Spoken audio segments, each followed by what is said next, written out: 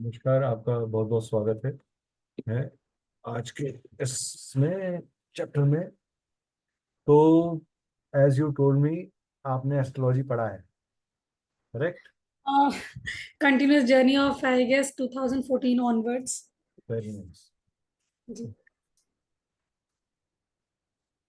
आपके साथ इतना ट्रबल नहीं आएगा। नसीम मैम के साथ हमारे को बेसिक से स्टार्ट करना पड़ेगा थोड़ा सा। जी जी। हाँ, मैं उन्हीं की वेट कर रहा हूँ कि वो आ कोई जाए। इशू नहीं। हैं? जी। तो that is it, मैं कब से फोन कर पूछ लेता हूँ।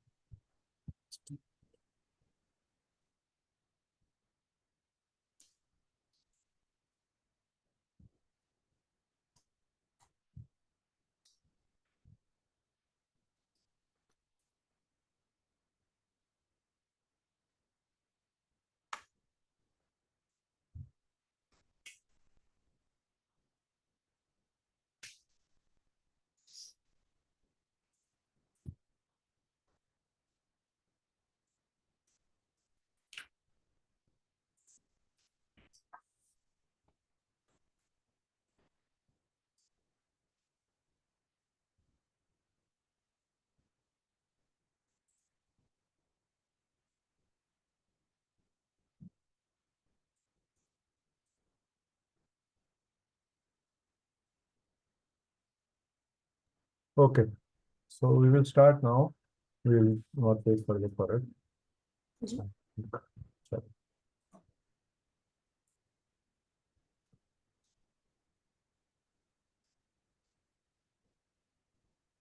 मेरा स्क्रीन दिख रहा है मैम क्लियरली?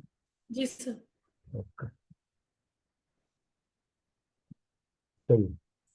तो जेमस्टोन और रुद्राक्ष के सफर में हम लोग सबसे पहले कोशिश करेंगे कि हम जेमस्टोन को समझें, क्योंकि अब जब हम बात करते हैं जेमस्टोन की,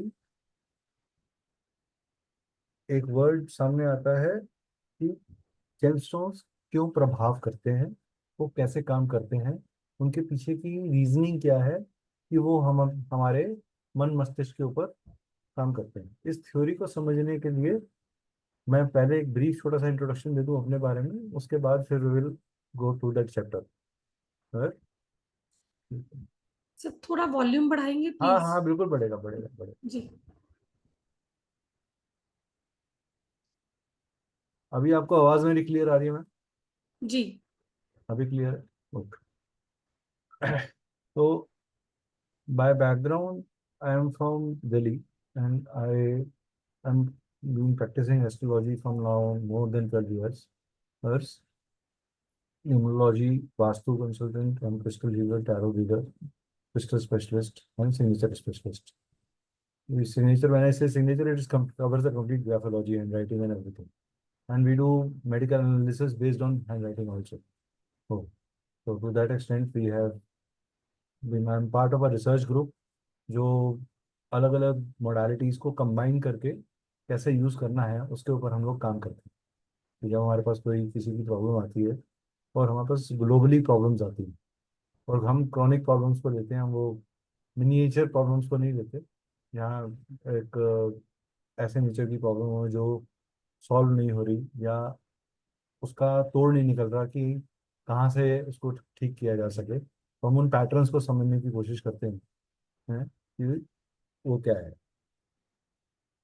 ठीक है। तो we I do consultation and teaching in these subjects which I already introduce to you.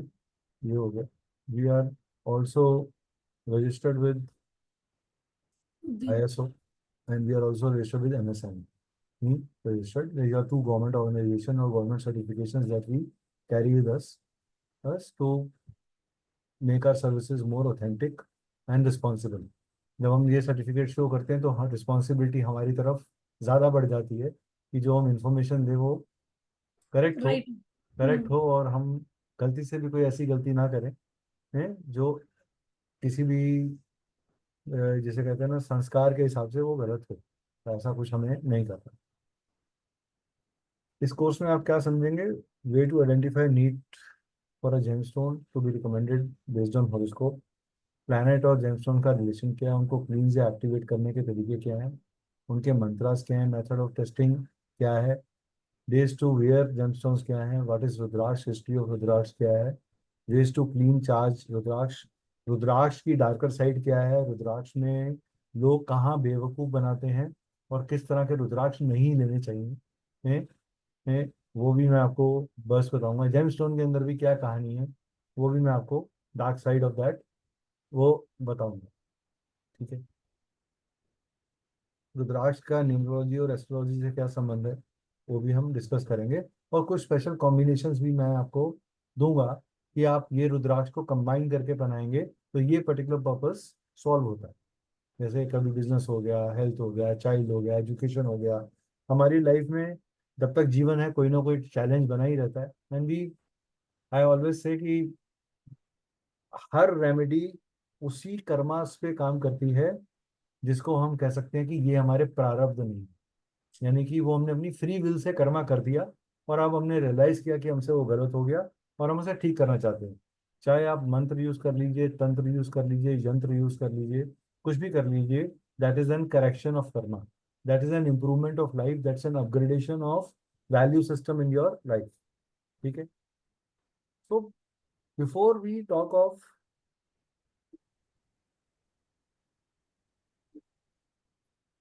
हम इसकी बात करें इससे पहले, ये हमारे संचित कर्मा है, इन कर्मा थ्योरी, हमारा प्रारब्ध है, दैट मीन्स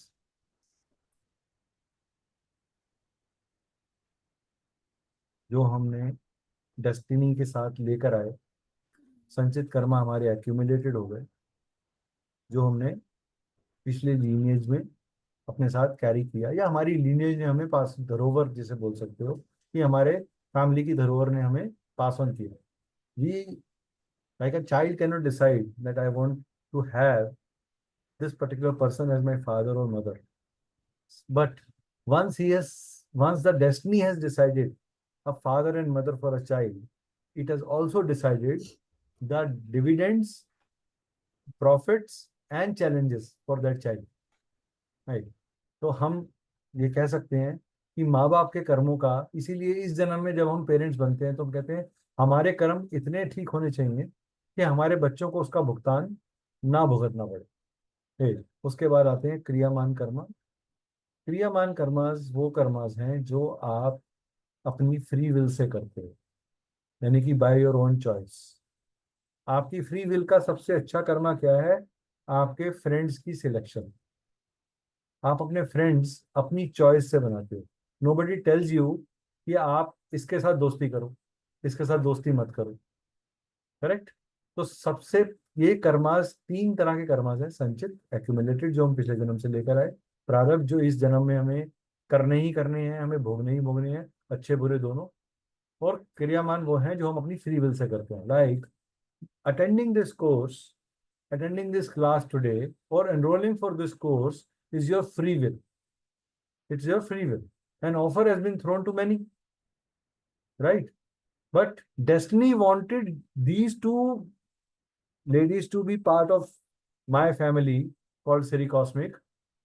तो आप उस फैमिली का पार्ट बने, और यह कह सकता हूँ कि मेरे कर्माज और आपके कर्माज बंश थे, अटैच थे, कि हमने इस जन्म में किसी ना किसी बहाने से मिलना था। नाउ सिंस अब नसीम मैम भी आ गए हैं, नसीम मैम एक फॉर्मल इंट्रोडक्शन अपना दे दीजिए, वनिता मैम एक फॉर्मल इंट्रोडक्शन अपना दे दीजिए, ताकि आप लोगों की आपस में एक मुलाकात हो जाए, चाहे ऑनलाइन ही सही, एक रिश्ता कायम हो जाए और एक दूसरे की हेल्प हम कर सके। ठीक, बताइए। Hi, Nasreen ma'am. Uh, Basically, I am into the astrology, occult, and the field of law. I'm working as professor in law department from last 10 years. उतना ही time मुझे astrology में हो गया है. Learning as a journey as a whole. But what I feel, law is never ending. हर दिन कुछ नया दिन है. एंड इसी तरीके से एस्ट्रोलॉजी इज नेवर एंडिंग, हर दिन नया कोर्स है। मतलब मुझे लगता है मैं जब भी कुछ ना कुछ ओपन करती हूँ तो कुछ नया सामने आ जाता है, तो आई रियली फील लाइक नहीं, ये भी आना चाहिए, ये भी करना चाहिए। सो दैट इज समथिंग, इस सर ने बिल्कुल ठीक कहा कि हमारा कुछ ना कुछ कर्मा बंधा हुआ था कि हम इस कोर्स के जरिए मिले। कहीं ना कहीं कुछ ना कुछ टाइप्स थे. So चलो. basically, I am a single mother having 2 kids, and So you are a brave person. Don't worry. yeah, I am You are brave very person. brave, and we are very blessed to have uh, a graceful person like you who has taken life with a very positive way. Hey, आपके Yes, face पे भी एक बहुत strong positivity का aura है, और वो aura मुझे बहुत स्ट्रांगली ये कह रहा है कि a grace will keep on increasing in you throughout the life. thank you, sir. I really wanted to excel in my career. You will. ये मेरा आप पैशन है. मुझसे लिखवा के रख लो, और आपकी जिससे पहले आप इस दुनिया में आके मूंदोगे, you will have a name. Thank you sir. जितना मैंने अपनी लाइफ में मेडिटेट किया है या ऑरा रीड किया है, या जितनी मुझे को मेरी अंदर की नजरों को पहचान है आदमी की, ठीक उतना मैं आपको बहुत स्ट्रांगली कह सकता हूँ. You if you have joined hands with me, मेरे साथ, मेरी लाइफ की जर्नी में मेरे साथ जुड़ते ही वो लोग हैं जो किसी के साथ नहीं जुड़ते. सर मैंने बहुत सारे कोर्सेज स्क्रॉल किए, ये मेरा रोज का ये काम है बात मैं टू इसलिए भी सर्च कह समथिंग न्यू. ये बात नसीम मैम ज्यादा वैलिडेट कर सकती हैं जो मैंने बोली, ठीक, क्योंकि she is already an existing student of mine. Okay. So तो mine is the first one with you. Yeah, so welcome to the family. ठीक. Thank you. तो नसीम मैम, आप अनम्यूट करिए मैम. हाँ जी. तो बेसिकली मैं by profession I am a teacher. Sir से मैंने वैदिक न्यूमरोलॉजी सीखी है, वैदिक उपाय सीखे हैं. अभी रुद्राक्ष और जेमस्टोन सीख रही हूँ. आगे भी बहुत सारी चीजें सीखना है, जैसे एस्ट्रोलॉजी में मेरा बहुत ज्यादा इंटरेस्ट है, लेकिन अभी फिलहाल क्योंकि बहुत ज्यादा काम होने की वजह से, because teaching is very tough job. Teaching shifts is to corporate को दीज डेज. यस. बहुत ज्यादा तो टाइम नहीं मिल पा रहा है. बाकी मैं आगे और सीखूंगी. और सर इतना अच्छा सिखाते हैं. सर ऐसे किसी मतलब रटा रटाया नहीं रहता है. सर का जो सिखाने का वे है, सर अपने ऑब्जर्वेशन के थ्रू सिखाते हैं. सर बीच बीच में प्रेडिक्शंस बताते हैं, और वो प्रेडिक्शन जो होते हैं वो 100% एक्यूरेट होते हैं. और हम लोग जब सुनते थे सीखते थे सर से, तो ऐसा लगता है कि पता नहीं सर को ये इतना नॉलेज है कहाँ से, जो कि 100% सही रहता है. अगर सर ने ये बोला तो मतलब हाँ. जैसे कि मेरी एक दिन तबीयत खराब थी, मैंने क्लास नहीं किया, तो सर ने मुझे ऐसे ही बोल दिया कि खीरा कम खाया करो, आपने रात में खीरा खाया था. भी सर को कहाँ से पता चल गया कि मैंने कल ये खाया था. तो वो आप कम खाओ, आपको एसिडिटी का प्रॉब्लम है, आपको ये मतलब इतना एक्यूरेट कोई कैसे हो सकता है मेरे को नहीं पता. मतलब it is actually God gift. बहुत ज्यादा उसने मुझे भी इसीलिए मैं कॉल आई पे थिंक बहुत सारी चीजें बोली थी. आई अब evaluated them all. I would say it's my mother sitting above in the sky. She is blessing because she was a very, very spiritual soul. And throughout the life, she has been doing prayers. And every day in the morning, 4:30, I used to have Havan in my home. तो वो power जो है वो वहाँ से है, मेरे गुरुओं से है, मेरे अच्छे स्टूडेंट्स की ब्लेसिंग है मेरे को. वो मैंने अपनी लाइफ में, अगर मैं पैसे के पीछे भागता तो मैं इन दो बच्चों को नहीं पढ़ाता. एग्जैक्टली. मैं ये कहता ये बैच नहीं चलेगा. हाँ, क्योंकि मेरे को 40 आदमी नहीं मिले, मेरे को 20 आदमी नहीं मिले. मेरे लिए नंबर्स कभी भी इम्पोर्टेंट नहीं थे. मेरे लिए मेरी कमिटमेंट इंपॉर्टेंट थी. अगर मैंने कमिटमेंट दे दी है तो मैंने एक बच्चे को भी पढ़ाया, और आज तक कभी परवाह नहीं करी कि मेरे वो 10 दिन की जर्नी में मैंने 6,000 रुपये के लिए पढ़ाया, या 2024 के लिए पढ़ाया, या 5,000 रुपये के लिए पढ़ाया, या 50,000 रुपये के लिए पढ़ाया. वो जो मेरी किस्मत का पैसा है वो मेरे तक आ ही जाएगा. वो आ ही जाएगा, बिल्कुल सही है. चलिए, तो ये तो इंट्रोडक्शन हो गया मेरा आप सबका. मैं फिर से स्वागत करता हूँ आपका.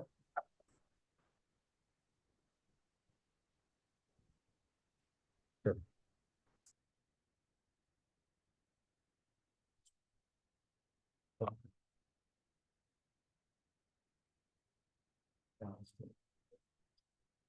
ओके, तो we start with day one. देखो नसीम मैम, आप क्योंकि मैम ने एस्ट्रोलॉजी करी है तो मैं उनके लिए ये हो सकता है बहुत ही मिनिएचर या किंडरगार्टन टाइप लगे उन्हें, लेकिन एस्ट्रोलॉजी में एक चीज होती है कुंडली. ठीक है. कुंडली के साउथ इंडियन कुंडली अलग तरीके से काम चलती है. नॉर्थ इंडियन चार्ट है, हम इसको बोलते हैं नॉर्थ इंडियन चार्ट, या इसको बोलते हैं डायमंड चार्ट. ये दो नाम याद रखें, नॉर्थ इंडियन चार्ट या डायमंड चार्ट. जब आप इसको ग्रंथों में पढ़ोगे तो इसको शुक्र चार्ट बोलते हैं, शुक्र चक्र। और साउथ इंडिया में इसको बोलते हैं, साउथ इंडियन चार्ट जो होता है उसको बोलते हैं बृहस्पति चक्र, जुपिटर चार्ट। अब समझा देता हूँ साउथ इंडियन चार्ट कैसे काम करता है, ताकि थोड़ा सा आपको वहाँ एक, अगर मान लो गलती से कोई आपने चार्ट देख लिया जो साउथ इंडियन है, तो आपके हाथ पाँव ना खुले। ठीक है।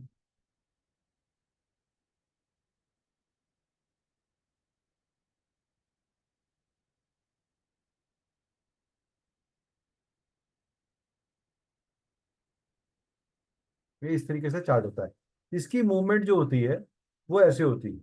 ठीक है। हमारा जो फर्स्ट हाउस है, ये हमारा फर्स्ट हाउस है। हमारे फर्स्ट हाउस में जो प्लेनेट होता है, वो साउथ इंडियन वाले लोग क्या करते हैं, वो उस राशि में जाकर उसको लगन बना देते हैं। हम फर्स्ट हाउस में वो राशि ले आते हैं, हम फर्स्ट हाउस में वो राशि ले आते हैं। मान लो मेरा मेरा लगन है, मान लो कैप्रिकॉन।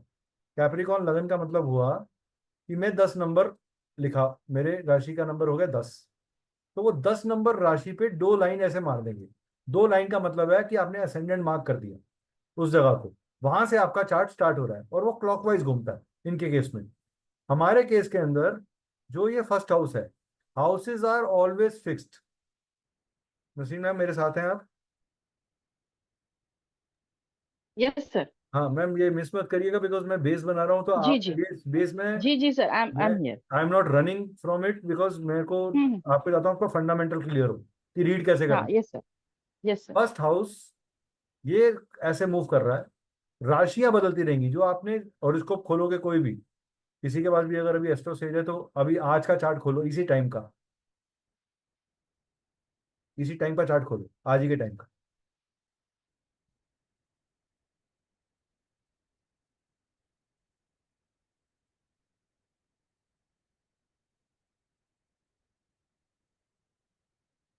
हाँ जी।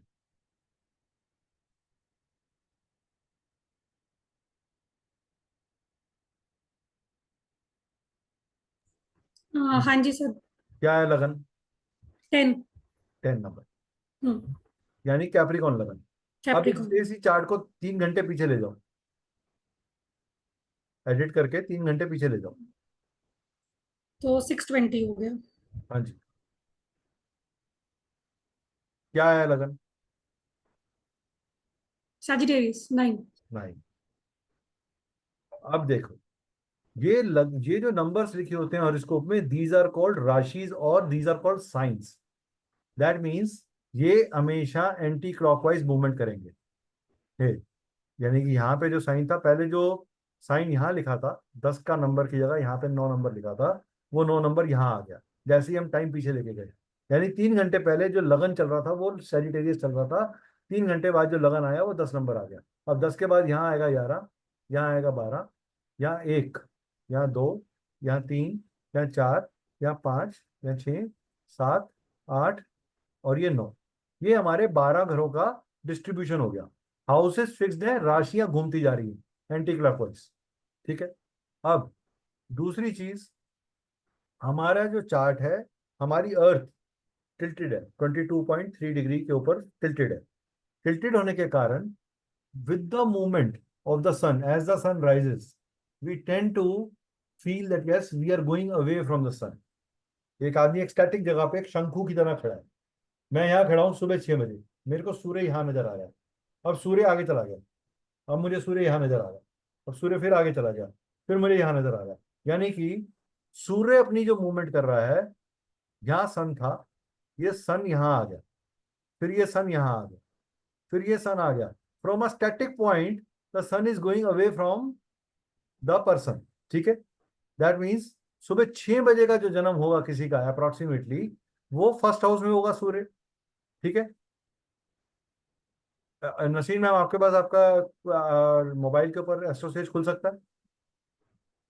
है आपके पास कोई सॉफ्टवेयर अभी डाउनलोड किया हुआ? नहीं सर। आप एस्ट्रोसेज डाउनलोड कर लो। ठीक है, बहुत फ्री ओके सॉफ्टवेयर है, ओके। उससे ज़्यादा फ्री ओके सॉफ्टवेयर नहीं मिलेगा आपको। फ्री सॉफ्टवेयर रन कर। Okay sir. ठीक है। सपोज करो, एक्चुअली सर मैंने दो महीने एस्ट्रोसेज पे काम भी किया है। तो फिर तो सॉफ्टवेयर होना चाहिए ना। मैंने डिलीट कर दिया सर वो ऐप। अरे ऐसा डिलीट नहीं कर, डिलीट क्यों, एसोसिएट वाले से ऐसी कोई दुश्मनी नहीं। डिलीट कर दे, कोई बात नहीं। कर चलो लूंगी। मैम, जो ओके आपने सर। अभी लगन चार्ट खोला 10 नंबर का, इसका सूर्य कहाँ लिखा हुआ है? ये 1 second.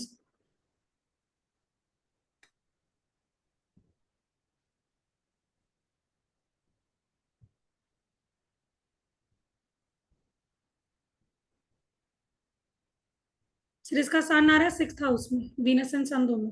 Venus and sun 6th house में आ रहा जी। है। Venus and sun 6th house में।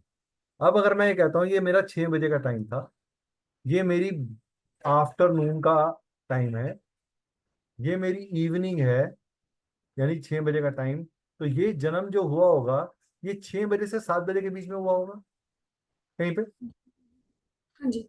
राइट? 6 से 7 के बीच में जो आपने पतरी निकाली वो 6 बजे की निकाली, हाँ जी, मैंने 6:20 की निकाली थी, अब 9:20 की है। तो ठीक है। अब आप देखो हमारा सन मैच कर गया, तो सन की पोजीशन से आपको आदमी के बर्थ टाइम का अप्रोक्सीमेशन ऑफ 2 आवर्स का रेशियो मिल जाता है। हम्म। हर 2 घंटे में लगन बदलता है, ये रूल लिख लो। Second rule in the chart casting, every 2 hours lagna will shift.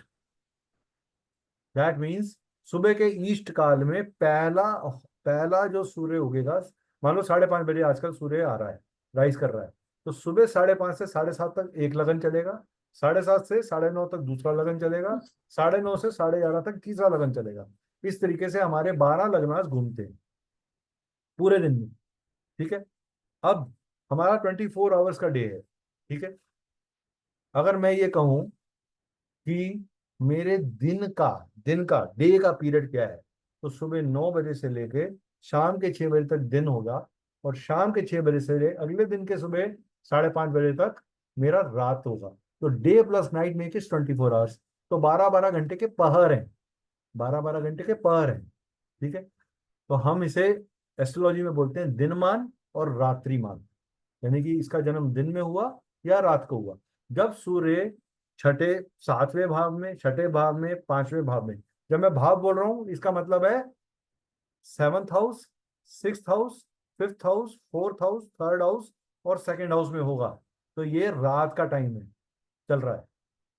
ठीक है। यहाँ मिडनाइट थी, this is midnight, this is afternoon. ठीक है। This is sun, this is evening. And यानी कि अगर 3rd या 2nd में है तो 12 बजे के बाद, यानी कि 2:30 बजे से लेके 1:30 बजे से लेके 3 बजे के बीच में, 3 से 4 के बीच में अंडे का जन्म हुआ था। कहते अर्ली मॉर्निंग हुआ था जी में, सूरज नहीं उगा था तब तक, ब्रह्म मुहूर्त था, सूरज पूरी तरह उगा नहीं था। राइट। ऐसे ही ये हो गया सूर्य की स्टोरी समझने की। तो सूर्य क्या है? हमारा सोल है। Surya is equal to our soul, Surya is our आत्मा।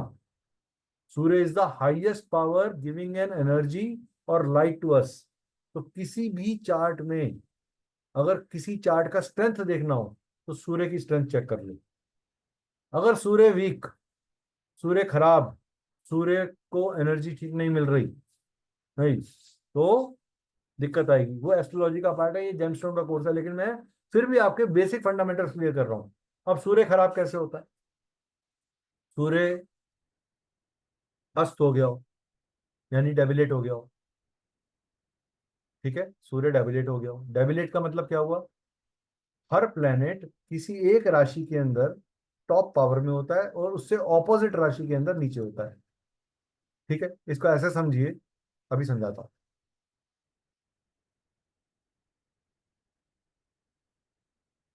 अब आपको ये समझ में आ गया कि राशि और प्लैनेट्स क्या होते हैं। मान लो अगर मैं बोलूं किसी को एरी, अब हम राशियों के नाम लिख रहे हैं। ठीक है। राशियों का डिस्ट्रीब्यूशन समझते हैं कैसे है। ठीक है, आगे वाली शीट को पढ़ूंगा शायद। तो किसी भी चार्ट में 3 पॉइंट पहले लिखो इंपॉर्टेंट। सबसे पहले असेंडेंट यानी लगन इंपॉर्टेंट है। लगन रिप्रेजेंट सेल्फ। लगन आपको रिप्रेजेंट करता है, आपकी फिजिकल बॉडी को रिप्रेजेंट करता है, आपकी अपीयरेंस को रिप्रेजेंट करता है, आपकी इस जन्म की इंक्लिनेशंस को रिप्रेजेंट करता है ब्रॉडली। ठीक है। लगन is you self, your physical body, your inclination, your interest, your health and your immunity and everything. आपकी कैसा आपको परसेप्शन बनेगा, कैसी आपकी दिल डोल बनेगी, कैसी आपकी लेंथ होगी, वो आपको आपका असेंडेंट बताता है। उसके बाद है मून। मून क्या है हमारा? मून हमारा मन है, हमारा माइंड है, हमारी थॉट है। दैट मीन्स मून जिस भी साइन में बैठेगा वैसा एट्रीब्यूट और वैसा थिंकिंग प्रोसेस, वैसा बिहेवियर हमारे अंदर आ जाएगा। मून हमारी इंटरेस्ट है, हमारी मेंटल थिंकिंग पावर है, हमारे इमोशंस है, हमारी संवेदनशीलता है। मून हमारी माँ है। जैसे सूर्य मेरा पिता है, सूर्य मेरा बॉस है, सूर्य मेरी कंट्री है, सूर्य मेरा यूनिवर्स है। जब आप कहते हो कि सर मेरी मेरे पिता से नहीं बनती, तो आप क्या बोल रहे हो? मेरा सूर्य खराब है जी, वो भेड़ है। और जब आप कहते हो मेरी मेरी माता से नहीं बनती, तो आप क्या बोल रहे हो? मेरा चंद्र खराब है और वो उससे भेड़ है।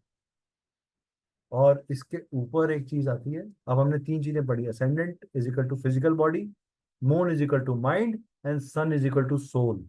तो ये तीन वर्ड्स हमें मिल गए, mind, physical body and soul. इन तीन में से किन्हीं दो का मिनिमम अच्छा होना बहुत जरूरी है for a person to be having an happy life. इन तीन में से किन्हीं दो का अच्छा होना बहुत जरूरी। अगर मान लो असेंडेंट वीक है, सन मून ठीक है, तो क्या होगा?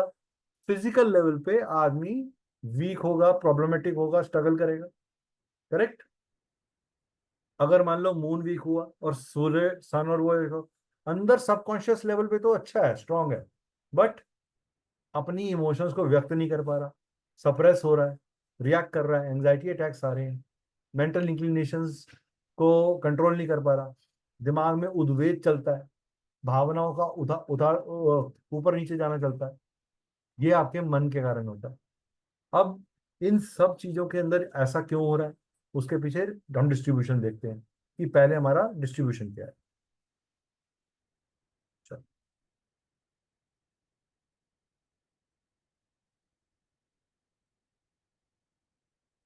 एक एस्ट्रोलॉजी के अंदर, ये बेसिक है एस्ट्रोलॉजी के रूल्स। 12 भाव है, 9 प्लेनेट है, 12 राशि है और उनके एस्पेक्ट है। ये ही एस्ट्रोलॉजी का गणित है। 12 भाव यानी 12 houses of the astrology in horoscope chart, 9 planets और 12 राशियां। हमें देखना होता है हर प्लेनेट किसी ना किसी साइन को ओन करता है, कभी सिंगल साइंस, कभी डबल साइंस। ठीक है। प्लैनेट के अलग अलग रिलेशनशिप्स हैं, केंद्र और त्रिकोण, त्रिक हाउसेस, पॉइंट। हर प्लैनेट के कुछ पॉइंट्स हैं, कोई राशि हैं जिसके अंदर वो एग्जॉल्ट करेगा, एक राशि में डेबिलेट करेगा, एक राशि में मूल त्रिकोण का हो जाएगा या ओन राशि का हो जाएगा। ये मैं आपको समझाऊंगा। ठीक है। उसके बाद प्लैनेट की फ्रेंडशिप भी है, नेचुरल फ्रेंडशिप भी है। ठीक है। एनिमिटी भी है और न्यूट्रल रिलेशनशिप भी है। प्लैनेट बली भी होगा और निर्बली भी होगा, प्लैनेट शुभ भी होगा और अशुभ भी होगा। ये बेसिक पॉइंट्स अगर हमें समझ में आ जाएं तो हमारे लिए ये गणना करनी इजी हो जाएगी कि हमें इस आदमी को कौन सा जेमस्टोन देना है, या देना भी है या नहीं देना। ठीक है। इसमें एक चीज एस्पेक्ट जो मैंने नहीं लिखा, वो आप अलग से लिख लीजिए। It is the nakshatras change the trajectory of results. Nakshatras change the trajectory of results. ठीक है। अभी आपके लिए इतना तक समझना जरूरी है। अब मैं आपको डिस्ट्रीब्यूशन सिस्टम बताता हूँ। 2 मिनट के लिए मैं अपनी पीपीटी आज बंद कर रहा हूँ, क्योंकि ये मैं आपको व्हाइट बोर्ड पे समझाऊंगा। अभी तक जो मैंने समझाया समझ में आ गया? कोई ऐसी चीज लगी कि नहीं सर ये आपका लॉजिक समझ में नहीं आया या बताने का तरीका समझ में नहीं आया, तो मुझे प्लीज बता दीजिएगा। या मैं फास्ट चल रहा हूँ तो भी मुझे बता दीजिए। नहीं सर, ठीक है। एक दो बार देखूंगी तो समझ में आएगा, क्योंकि नया एक है दो बार नहीं एस्ट्रोलॉजी। मैम, आपसे आपसे मैं 10 बार पूछने वाला हूँ। चिंता नहीं करो, एस्ट्रो से नहीं नहीं सर, डाउनलोड करके ठीक कर है। लो, मैं बहुत मेहनत करवाने वाला हूँ। हाँ। हाँ। मैं यस सर, मैं अभी कर लूंगी। कोर्स खत्म होते से पहले पहले आपको रट जाएंगी चीजें, दिमाग में कॉन्सेप्ट ओके सर। डाल दूंगा और आपको सपने में भी जेम्स आएंगे। जी सर। ठीक है। तो अब हम प्लैनेट्स की कहानी समझते हैं। ये मेरी बनाई हुई कहानी है, ये किसी ग्रंथ में नहीं लिखी। ये मॉडर्न जमाने के पंडित जी निकेत कपूर जी ने बनाई है, तो उसके हिसाब से आप समझिएगा। ठीक है, हम ऐसा मान लेते हैं कि एक राजा है और एक रानी है। ठीक है, राजा को बना देते हैं सूर्य। ठीक है, और रानी को बना देते हैं चंद्र।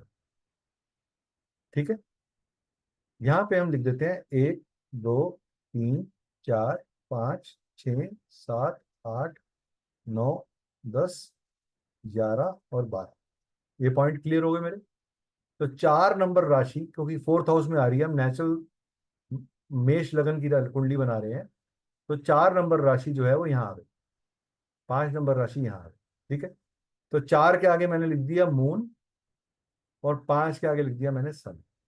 ठीक है, ये एक कपल है, this is a married couple which is there. ठीक है, इन दोनों में प्रेम विवाह हुआ, इन्होंने दो ट्विंस को जन्म दिया, 2 ट्विंस को जन्म दिया। ठीक है, वो ट्विंस कौन से थे? वो थे मरकरी, यानी कि यहाँ पे हमारे पास आ गया जेमिनाई, जेमिनाई ये कैंसर है, ये लियो है। ठीक है, ये आ गया जेमिनाई और ये आ गया वर्गो। ठीक है, पॉइंट क्लियर हुआ मेरा।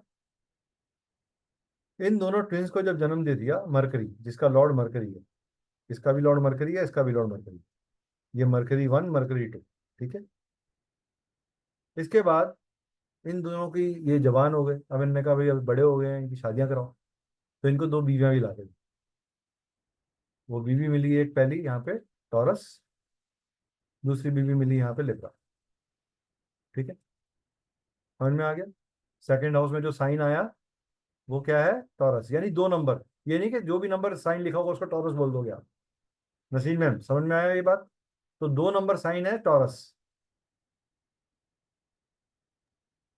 सर ये हम अपने मन से डाल सकते हैं, जैसे आपने सन और जो मून को आपने डाला? नहीं, हर पत्री फिफ्थ को हाउस, फोर्थ। हर जी। 4 नंबर जहां भी लिखा होगा वो मून को रिप्रेजेंट करता है। 5 नंबर जहां भी ओके। लिखा है वो सूर्य को रिप्रेजेंट करता है। ओके। 3 नंबर जहां लिखा है वो Gemini sign owned by Mercury. मैं साइन का नाम और ओनर का नाम, उस हर प्लेनेट को के पास एक लॉर्डशिप है साइंस की। सिर्फ एक सूर्य और चंद्र ऐसे हैं जिनके पास एक एक जोडियक साइन की ओनरशिप है। बाकी सारे जितने भी प्लैनेट्स हैं सबके पास दो उनके पास। साइंस की लॉर्डशिप है। उसका डिस्ट्रीब्यूशन कैसे हुआ, उसका कैबिनेट कैसे बना, वो मैं आपको समझा रहा हूँ। Okay sir. ठीक है, अब ठीक है। 2 नंबर साइन जो कि टॉरस है, इट इज का जो ओनर है वो वीनस है। ठीक है, इस ये साइन का नाम है, ये ओनर का नाम है। 7 नंबर साइन जो लिब्रा है, इसका जो ओनर है वो भी वीनस है। दोनों को वाइफ मिल गई, वीनस को हम वाइफ बोलते हैं, राइट। वीनस को वाइफ मिल गई, दोनों को वाइफ मिल गई। अब इनका परिवार पूरा हो गया। उन्होंने कहा भैया मेरा परिवार पूरा हो गया है, बट हमें कोई ना कोई बॉडीगार्ड चाहिए ताकि हमारे बच्चे जो हैं वो सुरक्षित रहें। तो एक बॉडीगार्ड दे दिया इस परिवार को और एक बॉडीगार्ड दे दिया इस परिवार को। ठीक है, ये हो गया 1 नंबर साइन एरीज का, और इसका मॉनर हो गया मार्स। ये हो गया 8 नंबर साइन स्कॉर्पियो, ये भी हो गया, इसका ऑनर हो गया मार्स। मार्स को इनका कमांडर इन चीफ बना दिया, इनका रक्षक बना दिया। अब उन्होंने कहा भाई इस रक्षक के साथ में हमारे को कोई राय देने वाला भी होना चाहिए कि हमें पूजा पाठ किस टाइम पे कराना है, कोई अनुसंधान कराना है तो कब कराना है, तो एक गुरु भी दे दिया दोनों को। ये गुरु जो थे दोनों, ये हो गए आपके पाइसेस और सैजिटेरियस। इन दोनों का जो ओनर है वो कौन बन गया? जुपिटर। क्लियर होगी बात? अब उन्होंने कहा भाई ये जो सिपे सलार और गुरु हैं ये आपस में मिलकर कोई साठ गांठ ना कर लें, कोई लड़ाई झगड़ा ना करें या कोई पॉलिटिक्स ना करें, तो एक जज को बैठा देते हैं साथ में। तो दोनों की फैमिली के लिए एक एक जज अपॉइंट कर दिया, विच इज सैटर्न, यानी कैप्रिकॉन और Aquarius. This is Capricorn sign and this is Aquarius sign. Clear हो गया डिस्ट्रीब्यूशन? अब मैम ने मान लो एक अभी पत्री खोली थी जिसके अंदर लिखा था लगन में 10 नंबर। 10 नंबर किसका साइन है मैडम? कौन सा साइन है ये? कौन सा लगन है? नसरीन मैम बताइए।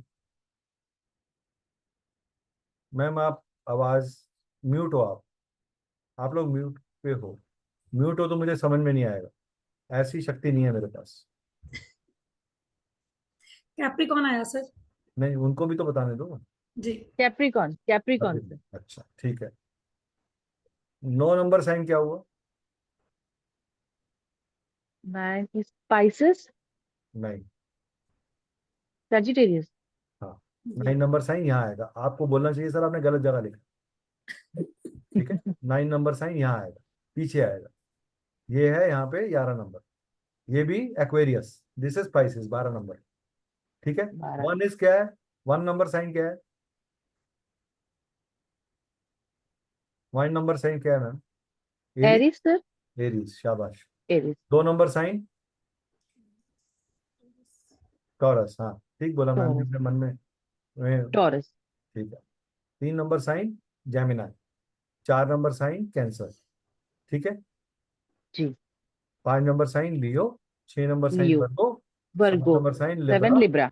लिब्रा। लिब्रा। अच्छा, 7 नंबर साइन कौन से हाउस में है ये बताओगे मेरे को आप? कौन से हाउस में लिखा हुआ है ये? देखो, अगर ये फर्स्ट हाउस है, यहां से गिनना शुरू करते हैं। 1 2 3 4 5 6 7 8 9 10। तो 7 नंबर साइन कहाँ लिखा है? 10th हाउस सर में। 4 के ऊपर। 10th number. नहीं मैम, 7 नंबर ये देखो, यहाँ से 1 2 3 4 5 6 7 8 9 10। ठीक है, ये 10 आपका यहाँ पे पूरा हो गया। 10 नंबर साइन आपका कहाँ लिखा है?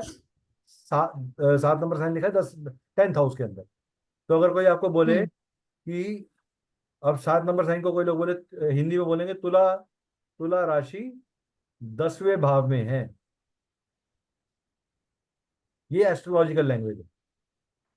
या आपने इंग्लिश में बोलना है तो आपने बोलना है Libra sign is posted in और प्लेस्ड इन 10th हाउस। ठीक है। देखो, एस्ट्रोलॉजर बन रहे हो, जेमस्टोन का कोर्स कर रहे हो, तो एस्ट्रोलॉजी की भाषा समझनी जरूरी है। ठीक है। अगर आप बोलोगे कि मेरे जेमस्टोन का कोर्स किया हुआ है मैंने, अच्छा मैडम, मेरे को ना, मेरे ना 8वें भाव की दशा चल रही है। आप 8वां भाव ढूंढते रहोगे, ये 8वां भाव कहाँ से आया? देखिए सर ने तो बताया नहीं था, ये तो धोखा हो गया मेरे साथ। ठीक है, तो ऐसा नहीं करना। 8वां भाव कौन सा हुआ? 8वें भाव में यहाँ देख के बताओ कौन सा साइन लिखा हुआ है। मैं इसको थोड़ा नीट करके लिखता हूँ ताकि आप कंफ्यूज ना हो।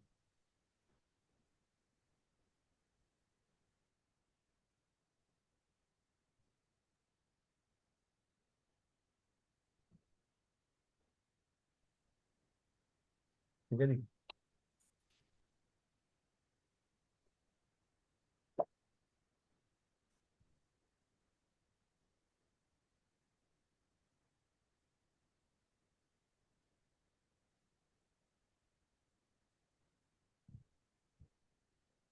हाँ जी, बताओ जी। 8वें भाव में कौन सा साइन लिखा हुआ है?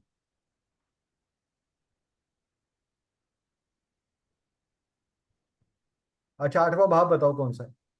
यहां से गिनना शुरू करें। ये फर्स्ट हाउस है। 1 फर्स्ट, 2 3 4 5 6 7 8।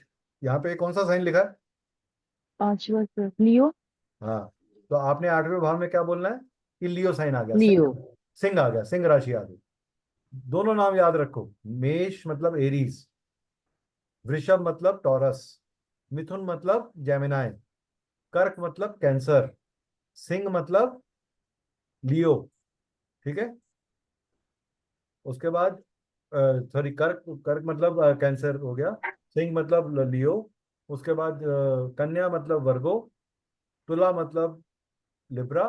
लिब्रा। हाँ, वृश्चिक मतलब स्कॉर्पियो, धनु मतलब सैजिटेरियस, मकर मतलब कैप्रिकॉन, और कुंभ मतलब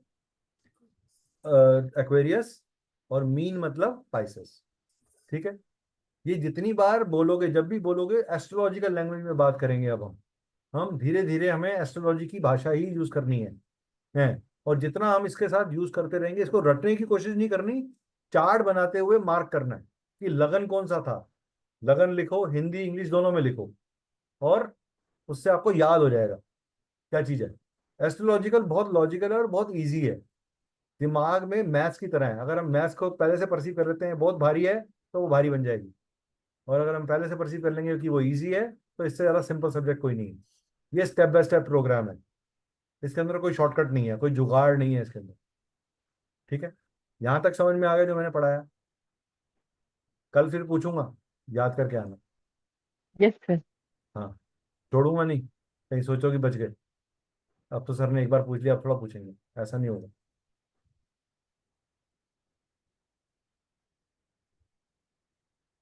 चलो आगे बढ़ो।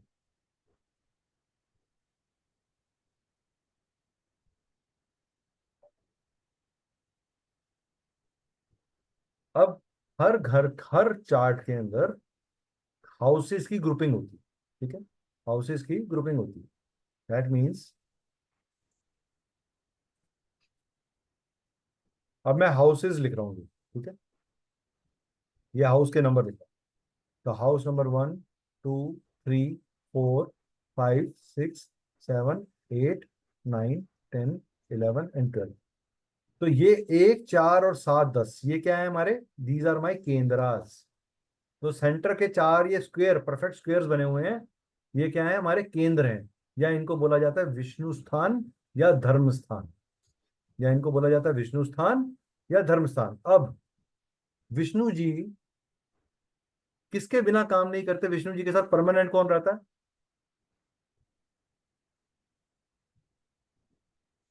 माता लक्ष्मी। माता लक्ष्मी। वेरी गुड, शाबाश। तो 1 नंबर हाउस और 5 नंबर हाउस और 9 नंबर हाउस, ये हो गए लक्ष्मी स्थान। इनको बोला जाता है त्रिकोण। ठीक है, these 7 houses are most auspicious houses in any horoscope unless and until they are badly afflicted by any bad planet. Unless and until they are badly affected. तो यहाँ का जो प्लेनेट होगा, अगर वो नेचुरल मेलिफिक भी होगा, उसके बाद भी यहाँ आ जाएगा तो वो अच्छे रिजल्ट देता है, शुभ रिजल्ट देता है। ठीक है, डिपेंड करेगा कि वो लगन के स्वामी का दोस्त है, दुश्मन है या न्यूट्रलाइजर है। ठीक है, मान लो लगन आप हो, अगर मेरी आपसे बनती ही नहीं है और मैं आपके चरणों में आके, लक्ष्मी माँ कहाँ बैठती है? चरणों में। मैं आपके चरणों में आके बैठूंगा तो मैं क्या करूंगा? मैं आपको कंफर्टेबल होने दूंगा सोने में? मैं चुटिया काटूंगा आपको, मैं टांग खींचूंगा आपकी, मैं आपको ड्रैग करूंगा। यही काम करते हैं मेलेफिक प्लैनेट्स। मेलेफिक प्लैनेट का काम क्या है? परेशानी पैदा करना, डिफिकल्टी पैदा करना, ऑब्स्ट्रक्शन पैदा करना, हिंड्रेंस पैदा करना, अनईजीनेस पैदा करना। मैं बहुत आम आदमी की भाषा में आपको एस्ट्रोलॉजी समझा रहा हूँ। अगर क्लासिक में पढ़ोगे तो ये भाषा कहीं लिखी हुई नहीं मिलेगी। आप बृहत्पराशर और शास्त्र पढ़ोगे तो वहां तो संस्कृत के श्लोक हैं जिनको कन्वर्ट करके समझाया गया है। तो आपके लिए तो ऐसा लगेगा अरे सर ये कहाँ हिमाचल का पहाड़ मेरे सिर पे डाल दिया। ठीक है, तो 1, 5, 9 क्या है हमारे? लक्ष्मी स्थान। उसके बाद 3, 6, 8 और 12। अब ये 3, 6, 8 और 12 को दुष्टान बोला गया, यानी कि ये दुष्ट स्थान है। इनके बारे में प्रिडिक्ट करना बड़ा डिफिकल्ट है, ये डिफिकल्टीज पैदा करते हैं। यहां से डिफिकल्टी का इमरजेंस होती है। बोलो सर 6, 8, 12 त्रिक है। त्रिक मतलब डेथ इन्फ्लिक्टिंग सान, मोस्ट वर्स्ट एरिया है। Any planet sitting in this houses अपनी एनर्जी को खो देता है। और 8 में सबसे ज्यादा, सेकंड नंबर पे 12, तीसरे नंबर पे छठा, क्योंकि छठे से हम नौकरी करते हैं, छठे से हम कंपटीशन झेलते हैं। मैम लॉयर है, मैम का 6th हाउस स्ट्रांग होना जरूरी है तभी वो लॉयर बनेगी। मैम का छठा घर अगर स्ट्रांग नहीं है तो मैम लॉयर नहीं बन सकती, मैम कॉम्पीट नहीं कर सकती, वाक पटुता नहीं आ सकती। राहु स्ट्रांग होना जरूरी है मैम के चार्ट में। राहु क्या कराता है? राहु लड़ने की ताकत दे देता है। किसके साथ मिलके? मंगल के साथ मिलके। गल के साथ एग्जैक्टली। अब राहु को मान लो, राहु कौन? एक पागल हाथी, उसके ऊपर बैठा दिया महावत, जो उसको अंकुश से रोक रहा है, कंट्रोल कर रहा है। अब मैम के पास मान लो कि क्रिमिनल है, जी मैं तो मर्डर किया है, मैं बता रहा हूँ लेकिन मुझे बचा लो। और मैम भी खराब राहु वाली हूँ, तो वो कहेंगी हाँ जी दे दो 10 करोड़ रुपया, बचा लेती हूँ आपको, सारे सबूत घुमा दूंगी। तो क्रिमिनल लॉयर जो बनते हैं उनके राहु खराब, उनका राहु खराब होने, उनके मंगल खराब होने जरूरी है। एक एडवोकेट का मंगल हमेशा एफ्लिक्टेड होता है, तभी वो बहस कर पाता है, लड़ने की ताकत आ जाती है उसमें, भिड़ने की ताकत आ जाती है। ठीक है। एक टीचर का मंगल क्या होगा? वो टेक्निकल चीजें समझाएगा, साइंटिफिक चीजें समझाएगा, टूल्स के बारे में बताएगा, ऐसे चीजों को देखना है। ठीक है।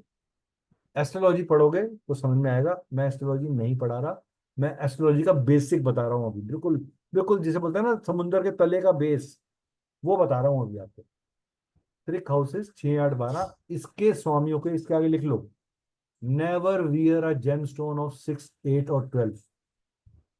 Never ever wear a gemstone of 6, 8 and 12।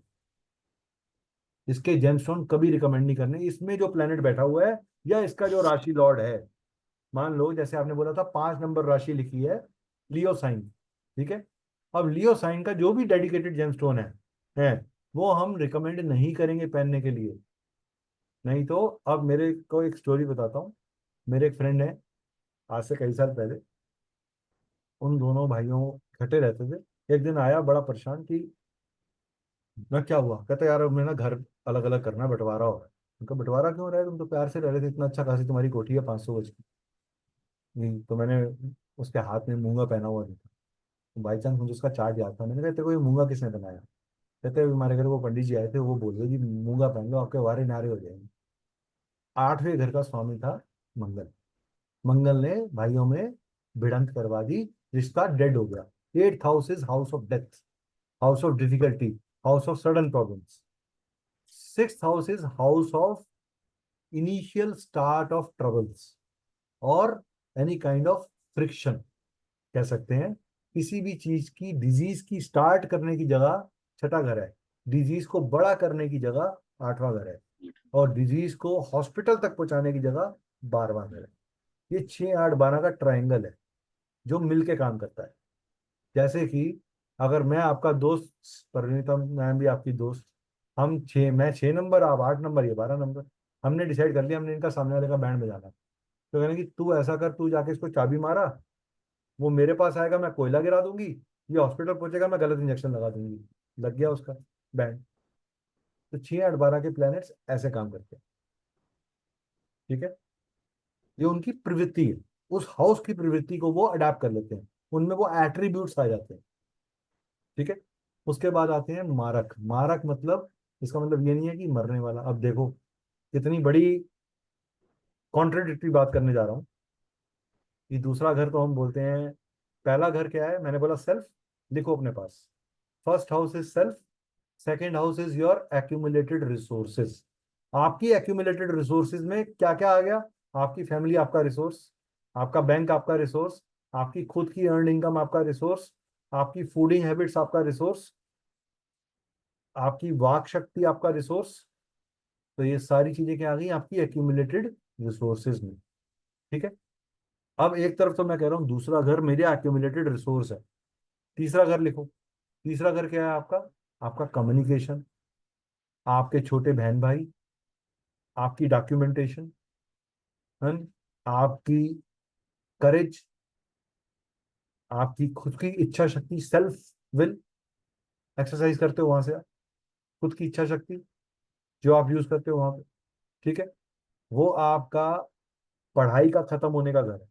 जब आदमी की पढ़ाई खत्म होती है तो तीसरा घर एक्टिवेट होता है, टर्मिनेशन ऑफ एजुकेशन। ठीक है। क्योंकि चौथे घर का 12वां है। ठीक है। Fourth house is your mother, mother land, your home, your comfort. मैं इसको एक भाषा में बोलूं तो ये वो पानी का दरिया है जिसमें बच्चा खेलता रहता है घंटों घंटों, और माँ कहती है बाहर निकल। यहाँ आके आप आनंदमय हो जाते हो। ये सुख की जगह है, सुख स्थान है, कंफर्ट स्टोन। आपको हर तरह का, गाड़ी का, लैंड का, मूवेबल प्रॉपर्टी, इनमूवेबल प्रॉपर्टी, ये सारी चीजें आपको 4 नंबर हाउस देता है। ठीक है। ये आपकी बीवी का कर्म भूमि है। कहते हैं ना बहू घर में आएगी और अच्छी आ गई, उसका पाँव अच्छा पड़ा, तो घर में कला कलेश नहीं होते, और खराब हुआ तो घर की सुख शांति बिगड़ गई। तो ये बहू एक लड़की का शादी के बाद का कर्म स्थान है। ठीक है। पांचवा हाउस लिखो अपने पास। पांचवा हाउस क्या है आपका? Fifth house is your skills, आपके पूर्व जन्म के पुण्य, पूर्व जन्म के पुण्य, आपकी एंटरटेनमेंट, आपका सेंशुअल कनेक्ट, आपका सेंशुअल कनेक्ट, आपका स्पिरिचुअल कनेक्ट कनेक्ट, और आपकी मैनिपुलेशन और स्पेकुलेशन एक्टिविटीज का सेंटर। ठीक है। मैंने अभी ब्रॉड ब्रॉड पॉइंट्स बनाए हैं। मैं हर हाउस के कम से कम 30 से 40 कारक तत्व लिखवाता हूँ जब मैं एस्ट्रोलॉजी करवाता हूँ, क्योंकि मेरी 7 से 8 क्लासेस, 12 क्लासेस सिर्फ बेस बनाने में लगती है। 3.5 महीने के, 4 महीने के कोर्स में 8 क्लासेस, 1.5 महीना हम बेस बनाने में लगा देते हैं। और वो बेस ऐसा बनता है कि उसके बाद प्रिडिक्शन गलत नहीं जाती।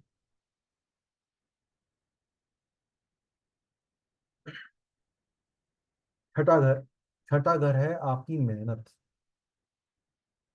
छठा घर है आपकी मेहनत। छठा घर है आपकी कंसल्टेंसी। छठा घर है आपका एनिमी, रोग, रिपु और ऋण, यानी आपके अंदर आने वाली बीमारी। रिपु मतलब दुश्मन, और ऋण मतलब उधार, लोन, कर्जा। ठीक है। आपने कर्जा लेकर जिंदगी चलानी है। कर्जा आपको मिलेगा या नहीं मिलेगा। अगर कोई कहता है नहीं मैं तो बिजनेसमैन हूं, मुझे बिजनेसमैन बिना लोन के काम नहीं करता, और उसको लोन चाहिए, और उसका छठा घर अगर अफलिक्टेड होगा तो उसको लोन नहीं मिलता। हमें कभी कभी होम लोन चाहिए होता है घर लेने के लिए, तो उस समय छठा घर पॉजिटिव होना जरूरी है।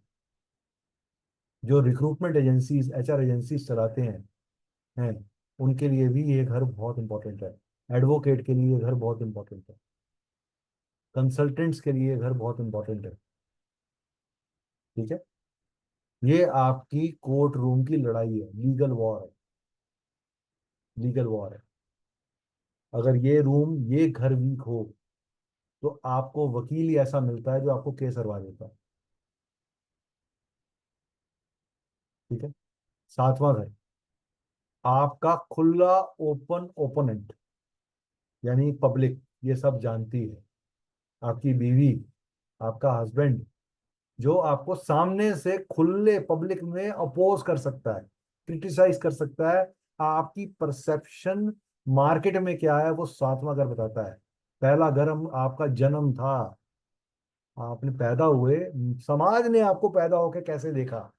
सुंदर देखा, काला देखा, गोरा देखा, मोटा देखा, पतला देखा, ज्ञानी देखा, बेज्ञानी देखा, एजुकेटेड देखा, शातिर देखा, शूर देखा, लालची देखा, माइजर देखा। ये सब सातवां घर बताता है। सातवां घर निंदा दिलवाता है, निंदा। सातवां घर आपको समाज में चलने की जगह देता है, वो भूमि जहां जाके आप व्यापार करते हो। सातवां घर आपका बैंक है, जहां आप जाके लोन मांगते हो। ठीक है। मैंने बैंक क्यों बोला, ये जब मैं 12वां घर बताऊंगा समझ में आ जाएगा। आठवां घर लिखिए। आठवां घर क्या है? आठवां घर है ब्लैक होल, जमीन के नीचे का तला, यानी पैताल लोक। ये रिसर्च है, ये sudden losses and sudden gains है। ये आपका ससुराल है, ये आपका ससुराल है, या आपके बीवी की इनकम सोर्स है, आपके स्पाउस की इनकम सोर्स है। ये आपका मैन्युफैक्चरिंग यूनिट वालों के लिए मैन्युफैक्चरिंग है। ये सीए है, जिनका काम है चीजों को छानबीन करना।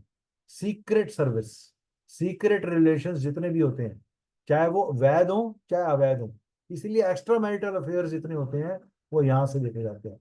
एक्स्ट्रा एक्सटेंडेड सेक्सुअल रिलेशनशिप्स आठवें घर में पैदा होते हैं। ठीक है। जैसे आपको आपका ससुराल अचानक से अच्छा मिल जाए तो कहते हो वाह क्या समधी मिले, मजा आ गया। और अगर खराब मिल जाए तो कहेंगे यार जीवन नर्क हो गया। तो ये नर्क है, ये नर्क है, ये मरने की जगह है, ये मृत्यु, ये लॉन्गिटिविटी भी है। यहाँ उम्र भी लंबी होती है, लेकिन एक उम्र लंबी हो गई और आदमी तिल तिल करके अपने हेल्थ में डाउन जा रहा है, तो it is almost living like a death person. आप अपनी डेथ की दुआ मांग रहे हो। तीसरे घर से भी डेथ आती है। आठवां घर अगर जन्म लॉन्गिविटी दे रहा है, तो तीसरा घर प्योर डेथ देता, प्योर डेथ।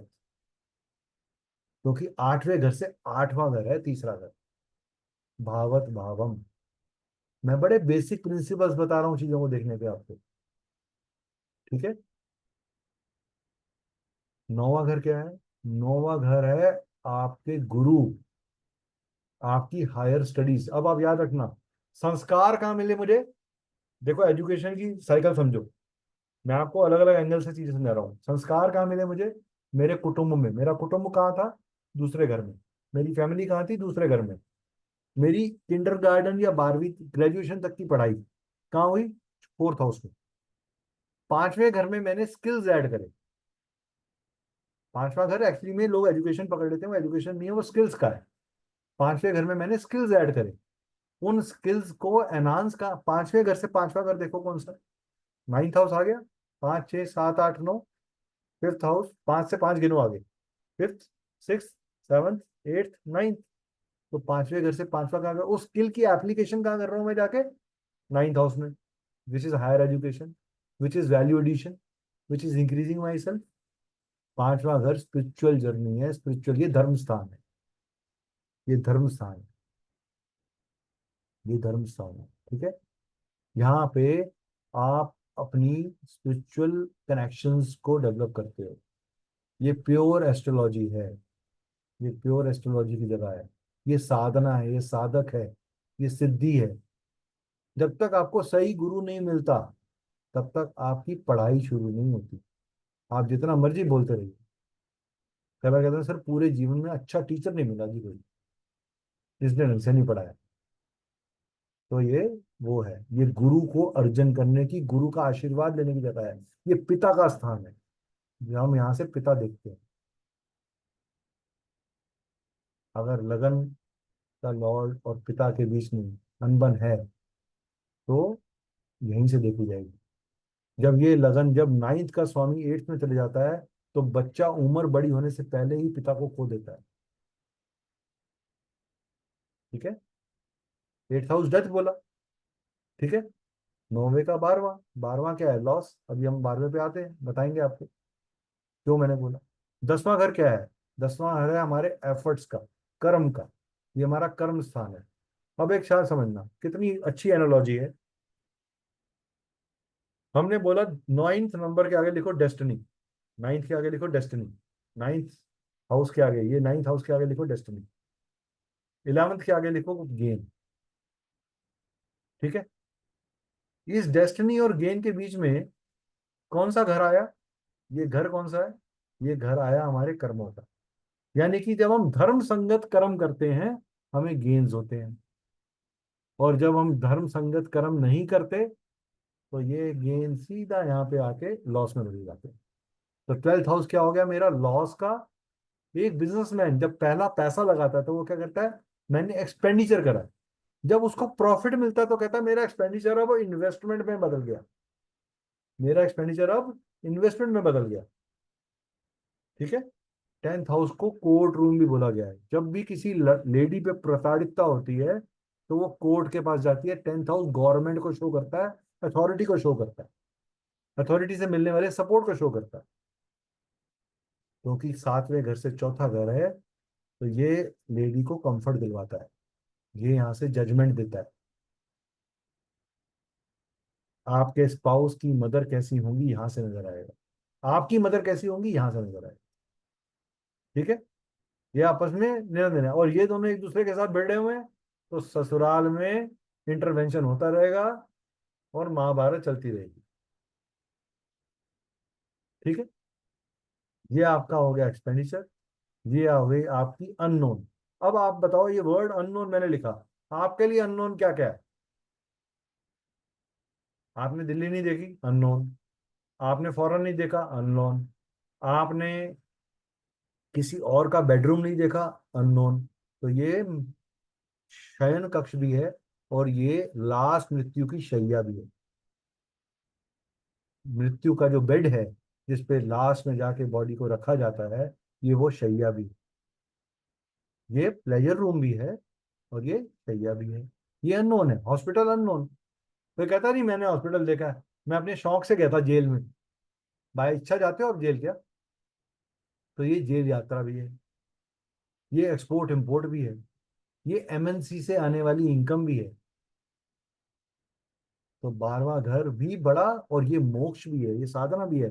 जब आप कहते हो कि मैं डिवाइन की खोज में हूं, I am connecting to the spiritual powers, मैं अपने अंदर डीप क्लियर वॉयंस की तरफ जा रहा हूँ, साधना की तरफ जा रहा हूँ, तो ये वो साधना भी है। तो anything which is coming under bracket of unknown, it is the complete unknown. समझ में आ गया? हाउसेस का एट्रीब्यूट मैंने राशि बताई आपको, राशि का डिस्ट्रीब्यूशन बताया, उसकी लॉर्डशिप बताई, हाउसेस के एट्रीब्यूट बताए ब्रॉड के अंदर। ठीक है, अब इसके बाद हम आगे बढ़ते हैं। यहां तक जो समझाया समझ में आ गया? Yes no? Yes no? Yes sir. Ma'am आप, Anita ma'am, you are okay with it? हाँ जी sir. I hope you are liking the explanation. Yes yes yes, perfectly, बहुत अच्छा लग रहा है मुझे।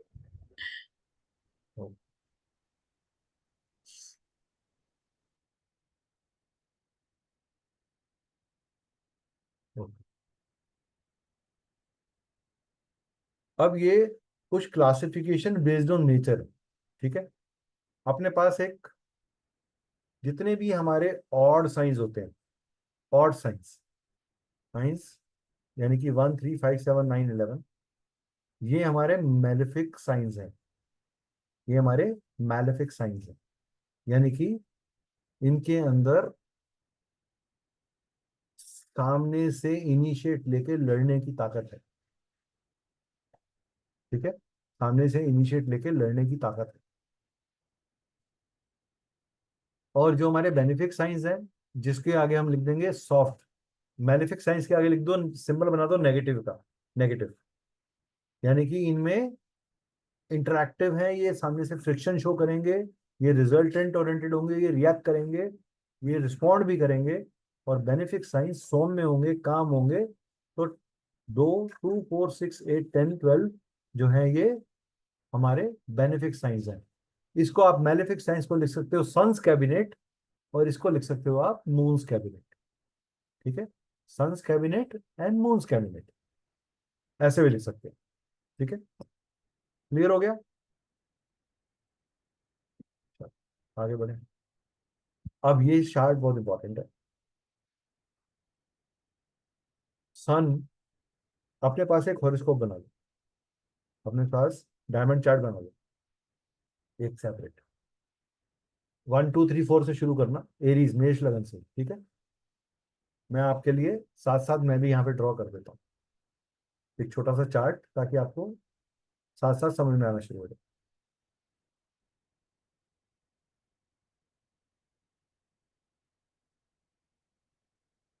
1 2 3 4 5 6 7 8 9 10 11 12। ठीक है, सन एग्जॉल्ट करता है एरीज में, तो एरीज साइन क्या हो गया? ये 1 नंबर राशि में एग्जॉल्ट करता है, और उससे 180 डिग्री के ऊपर, यानी कि जस्ट ऑपोजिट, क्या हुआ? 1 के ऑपोजिट 7 नंबर साइन, यहाँ पे वो डेबिलेट कर जाता है।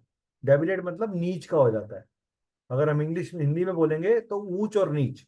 एग्जॉल्ट मतलब ऊंच का सन, डेबिलेट मतलब नीच का सन। ठीक है, इसकी हाईएस्ट एग्जॉल्टेशन डिग्री जो है वो 10 डिग्री में है। जब भी सूर्य 10 डिग्री में होगा, सूर्य की डिग्री 10 होगी, सन इज 10 डिग्री इन एरीज, तो ये एग्जॉल्ट कर जाएगा। और जब ये 10 डिग्री का होगा, हाँ, लिब्रा में, तो ये डेबिलेट कर जाएगा।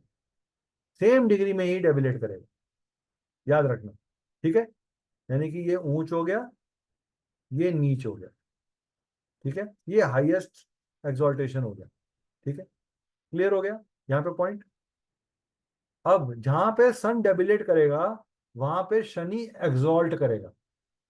जहां सन डेबिलेट करेगा, यानी कि लिब्रा साइन में शनि एक्सॉल्ट करता है, और एरीज साइन में डेविलेट कर जाता है। नसीन मैम, आप कंफ्यूज लग रहे हो, तो पूछते क्यों नहीं हो? पूछो।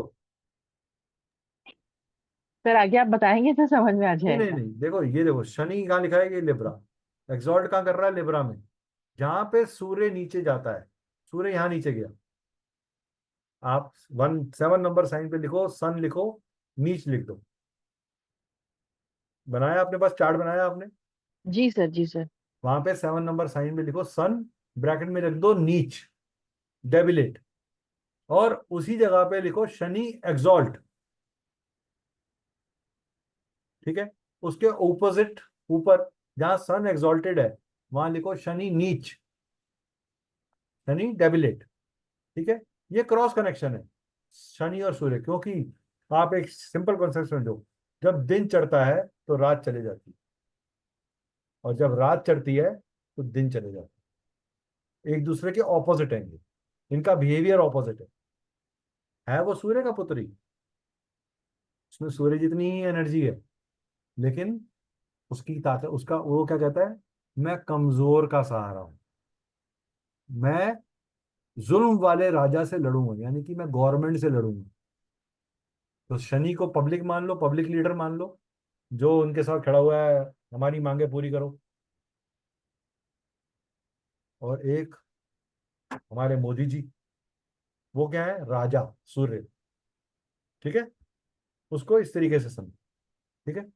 तो जहां मोदी जी खड़े हैं, वहां वो लीडर नहीं जनता। मुलायम सिंह ज्यादा दिखता नहीं है, सोनिया गांधी दिखती नहीं है, गायब हो गए।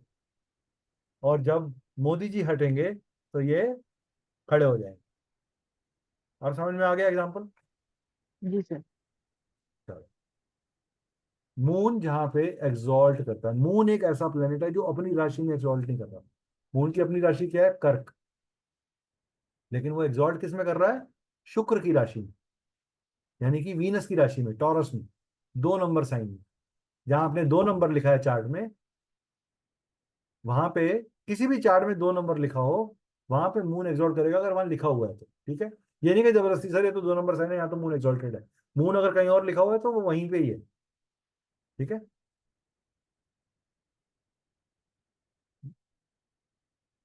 मून टॉरस में एग्जॉल्ट करेगा, और डेविलेट कहाँ करेगा? अपने से। यहाँ 2 नंबर लिखा है, यहाँ से 180 डिग्री की सीधी लाइन खींचूंगा तो 8 नंबर में गई, तो 8 नंबर साइन में वो नीच का हो जाएगा। ठीक है? नीच का हो जाएगा। ठीक है?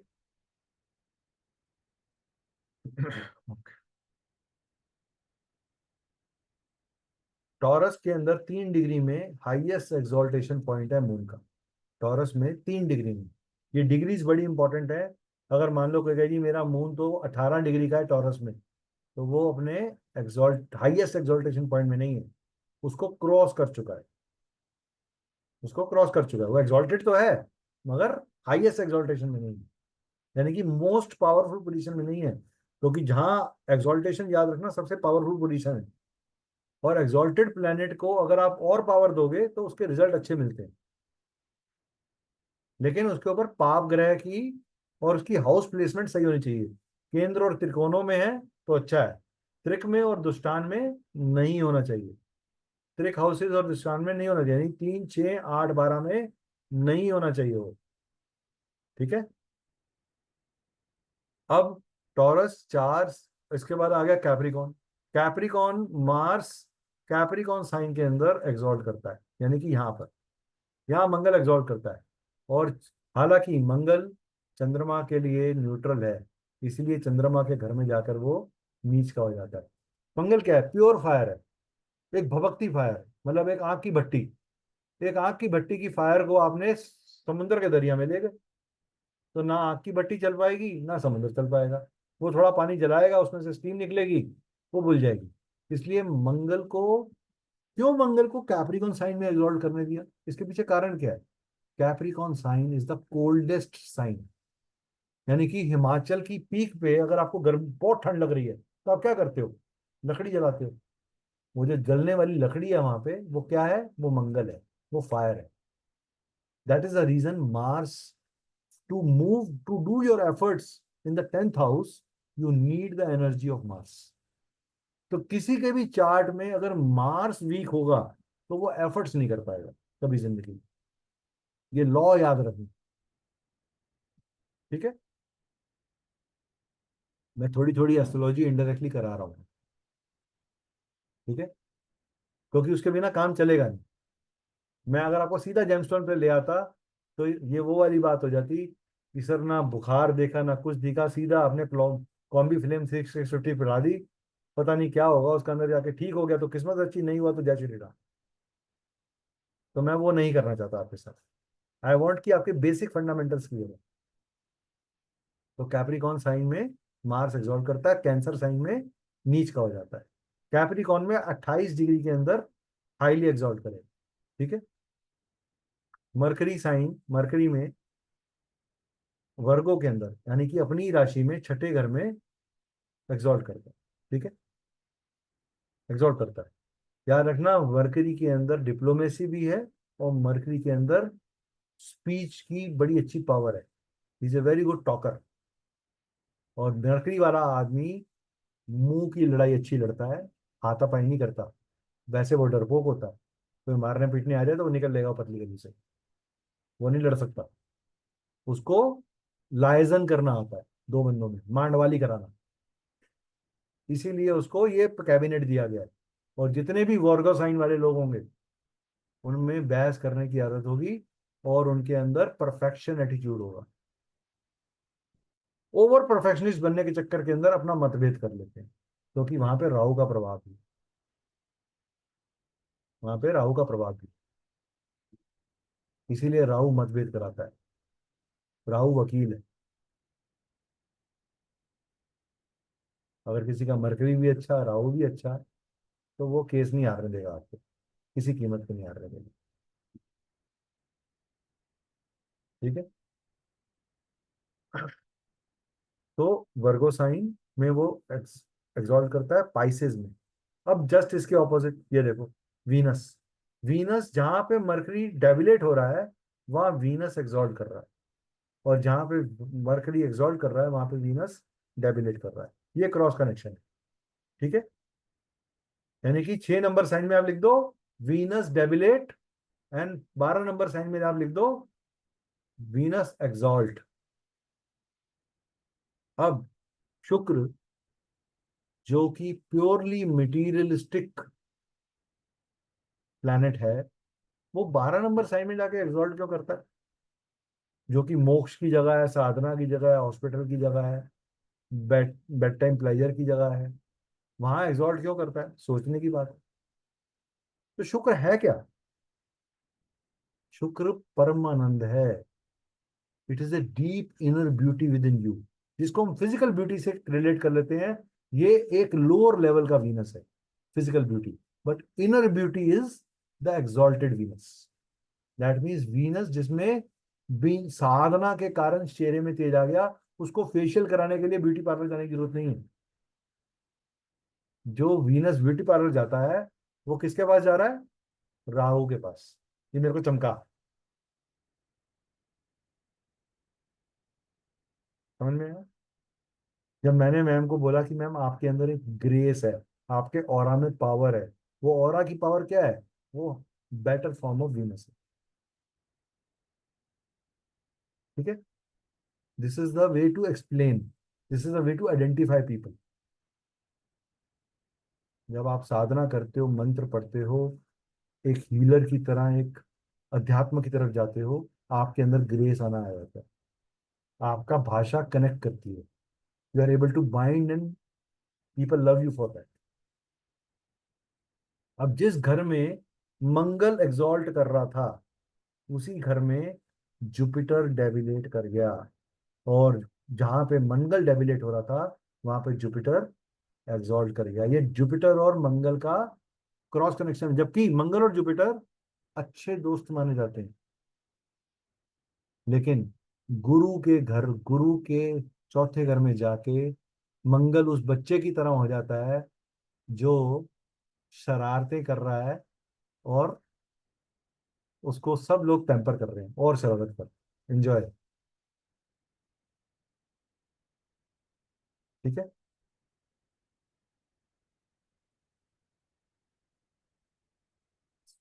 सैटर्न को तो मैंने बता ही दिया। अब राहु और केतु को वैसे क्लासिक्स में नहीं बोला गया, बट दो मत हैं, दो मत हैं राहु और केतु को लेके। कुछ लोग कहते हैं ये जेमिनाई साइन में एग्जॉल्ट करता है और सैजिटेरियस साइन में डेबिलेट कर जाता है। कुछ लोग कहते हैं ये टॉरस साइन में एग्जॉल्ट करता है और स्कॉर्पियो में डेबिलेट कर जाता है। राहु और केतु एक दूसरे के ऑपोजिट्स हैं, तो जहां पे राहु एग्जॉल्ट करेगा वहां पे केतु डेबिलेट हो जाएगा, और जहां केतु एग्जॉल्ट करेगा वहां पे राहु डेबिलेट हो जाएगा। ये याद रखना, ठीक है। और एक पॉइंट और लिख लो, 6 नंबर साइन में नेचुरल राहु की प्रेजेंस है, नेचुरल राहु की प्रेजेंस है। राहु का अपना साइन, राहु के बारे में 3 चीजें बता रहा हूँ। राहु का अपना साइन एक्वेरियस है। Rahu has a tendency of having some impact in the Aquarius sign, ठीक है। तो राहु जो सेट 11 साइन है, 11 नंबर साइन, वहां पे 2 प्लैनेट्स का इम्पैक्ट मिलता है मेरे को, एक शनि का, एक राहु का, ठीक है। ऐसे ही 8 नंबर साइन में केतु का खुद का साइन माना जाता है, केतु का खुद का साइन माना जाता है, ठीक है, 8 नंबर साइन। और केतु के अंदर मंगल की तरह फायर है। हमारे 3 फायरी प्लैनेट्स हैं, मंगल की तरह फायर है और जुपिटर की तरह प्रीचर वाली इच्छा है। वो प्रीचर, केतु को हम बोलते हैं फड़कता हुआ झंडा, फड़कता हुआ झंडा, यानी कि he is anchored with some unfulfilled wish from the past जन्मा which is trying to complete today. आपकी वो इच्छा जो पूरी ही नहीं हो पाई पिछले जन्म में, या आप अधूरी छोड़ आए, वो केतु है। और पिछले जन्म के महत्वाकांक्षाएं जो हैं वो राहु है, पिछले जन्म की महत्वाकांक्षाएं। राहु आपको जिस जगह बैठेगा उस एरिया ऑफ लाइफ के लिए सारी एक्टिविटीज करवाएगा, आप सारी चक्की उसके लिए घुमा रहे हो, ठीक है। लाल किताब का एक रूल है कि चक्की के 2 पार्ट, यानी कि मरकरी और शुक्र, मरकरी और शुक्र के 2 पार्टों के बीच में एक गेहूं पिस रही है, और जिस हैंडल से वो पिस रही है वो शनि का हाथ है, शनि का हाथ है, ठीक है। और जब उस शनि के हाथ में बुरा धुआं आ जाता है तो वो राहु का पॉइजन उसमें फैल जाता है, ऐसा कहा जाता है, ठीक है। वो लाल किताब का रूल है, लेकिन मैंने आपको समझाने के लिए समझाया वो चीज। दूसरी चीज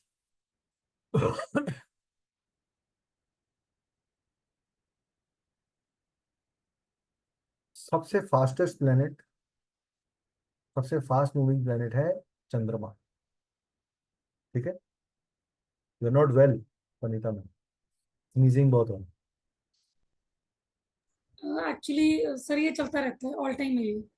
नहीं तो उसका मैं आपको इलाज बता दूंगा क्लास के बाद, ठीक है। वो नहीं चलेगा, फिर ठीक हो जाएगा।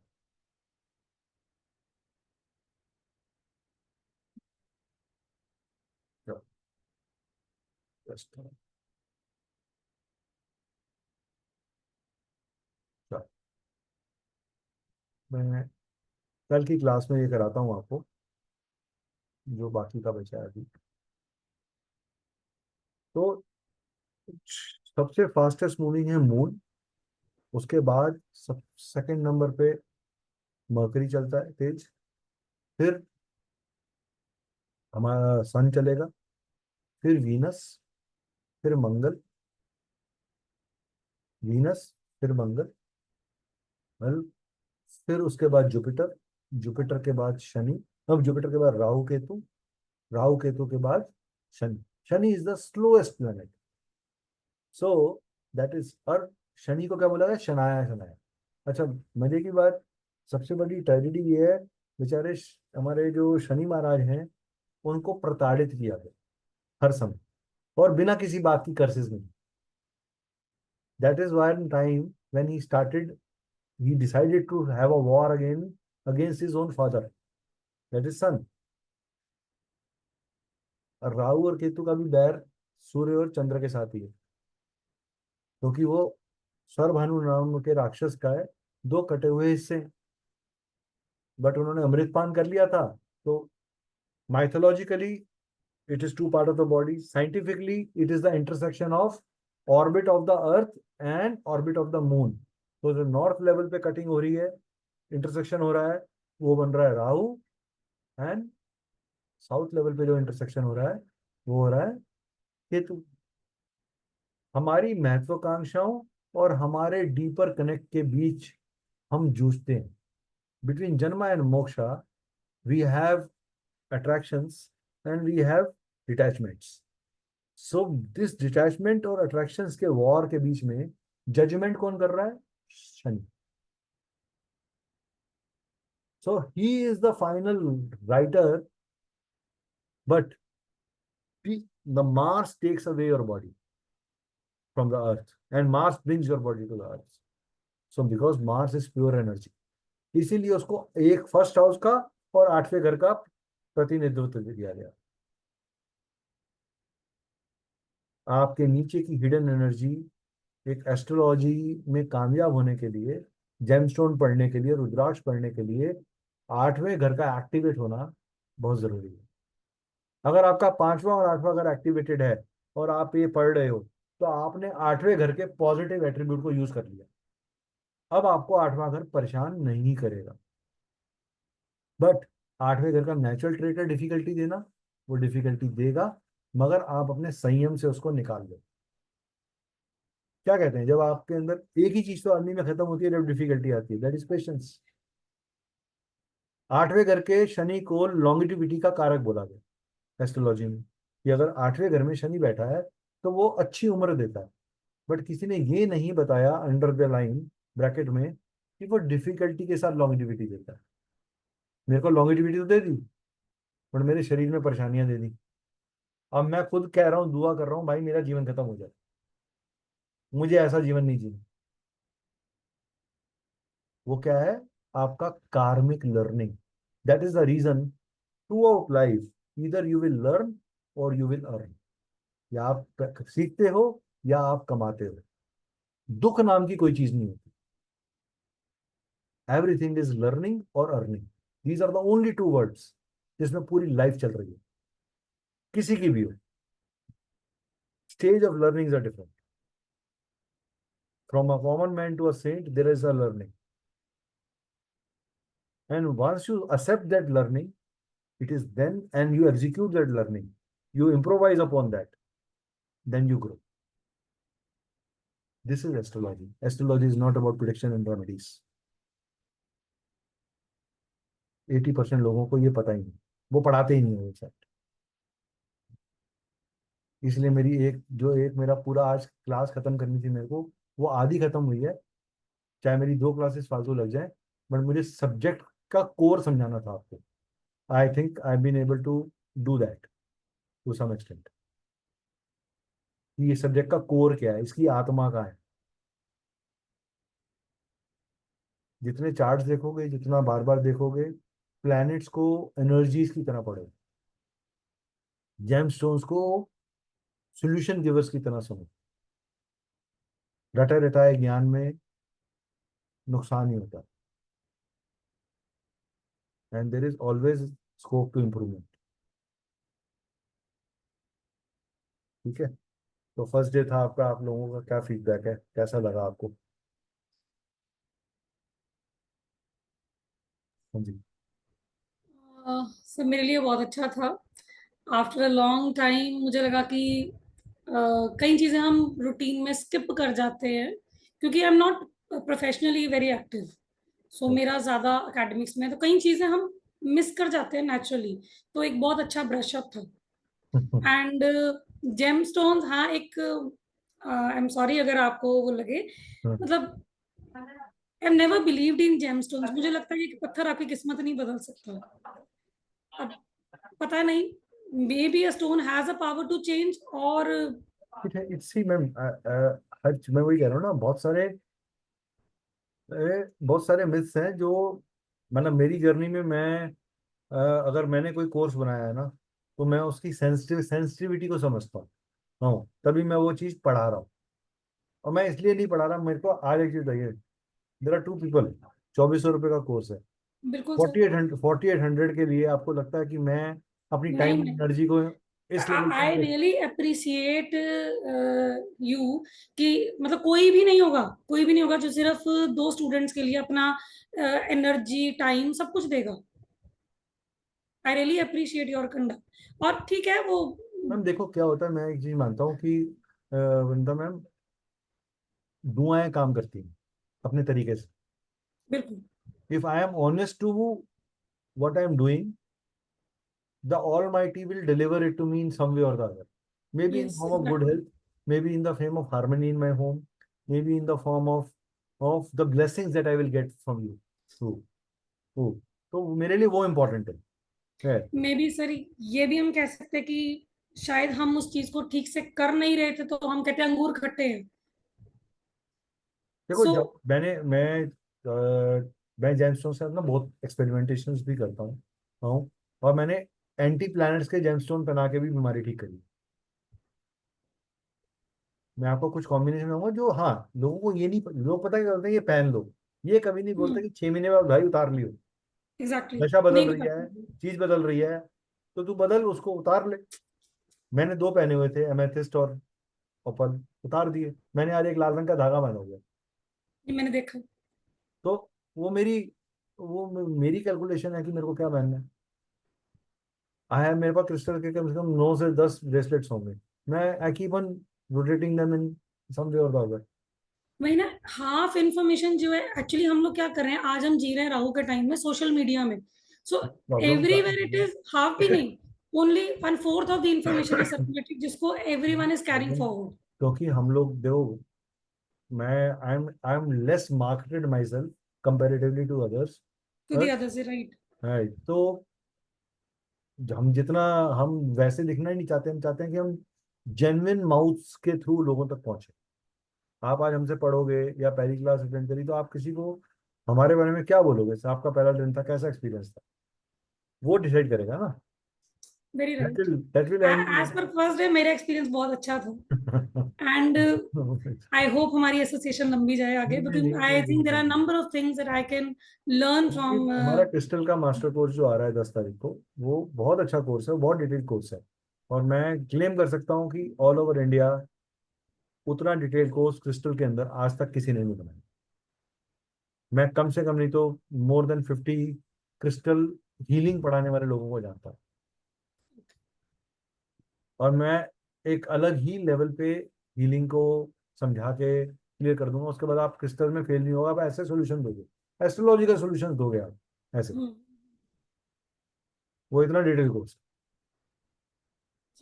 होप फॉर जो द बेस्ट हमारा, सर, आगे बहुत अच्छा हाँ मतलब एसोसिएशन हमारे, हो। मैंने कुछ हमारे जैसे रेमेडीज के अंदर तो मैंने बहुत काम किया है। मास्टर रेमेडियल कोर्स है, वैदिक उपाय नसीम मैम ने किया ही हमारे साथ, तो वो हम्म। बता सकती हैं कि क्या है कैसा है। नसीम मैम आपका कैसा रहा एक्सपीरियंस, आप यू आर फर्स्ट, आपने तो एस्ट्रोलॉजी का ए नहीं सुना था पहले, तो आपको कैसा जी लगा, सर, आपके मुंह से बहुत सुनने में आ रहा डिफिकल्ट है। है थोड़ा सा। डिफिकल्ट है। धीरे धीरे समझ में आ जाएगा। न्यू चीज है, जैसे वैदिक मेरे लिए न्यू था, रोज न्यूमरोलॉजी, उसके बाद में रोज रोज एक पत्री को निकाल के पढ़ना है। आप सिंपल एक ऑब्जर्वेशन आपको बड़ा इजी बताता हूँ। सुबह 6 बजे उठ के पत्री खोलो और देखो सूर्य कहाँ है। फिर 2 घंटे बाद सूर्य को देखो, फिर 3 घंटे बाद सूर्य को देखो। मतलब आज देखो, कल सुबह 6 बजे फिर देखो। आज सुबह के 6 बजे और कल सुबह के 6 बजे में सूर्य की मूवमेंट क्या है, उससे आपको पता चलेगा प्लैनेट कितना चलता है एक दिन में। चंद्रमा कहाँ पहुंच गया, शनि, मैंने बोला स्लो है, जुपिटर स्लो है, राहु स्लो है। हम्म। तो ये एक ही राशि में काफी समय तक रुकते हैं। जो तेज चलने वाला प्लेनेट है चंद्रमा भाग जाएगा आगे। चंद्रमा तो एक दिन में ही मूवमेंट कर देता है काफी सारी। तो आपको समझ में आएगा कि आपका मन क्यों विचलित होता है। अभी सुबह सुबह मन कर रहा कोई बात नहीं। सुबह सुबह सुबह मन एक चीज को कर रहा था, दोपहर आते आते मन और चीज हो गई, शाम को आते आते मन और हो गया वो चीज। ठीक है ना। चलिए कल मिलते हैं 9 बजे। ठीक है। हाँ सर, लिंक सेम रहेगा या नया आएगा? नहीं नहीं, मैं भेजूंगा। ओके, ठीक है आई जी। Send you, I send you. जी जी, वो मैं थैंक यू भेजूंगा, सर। वो डेडिकेटली आएगा ऐप के ऊपर। अभी मैं, अगर अभी रात को नहीं कर पाया लोड, तो कल सुबह लोड हो जाएगा ये रिकॉर्डिंग, कोई इशू आप नहीं है ऐप सर। पे ले सकते हो। जी, thank you. Thank you sir, thank you sir.